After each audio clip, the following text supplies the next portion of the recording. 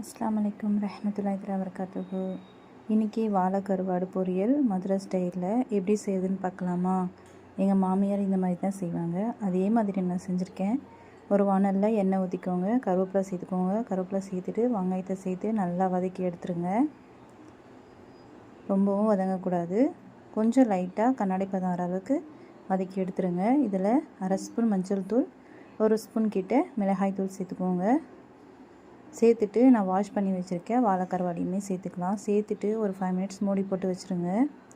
மூடி போட்டு வச்சிட்டிங்கன்னா இந்த மாதிரி எண்ணெய் பிரிஞ்சு வரும்.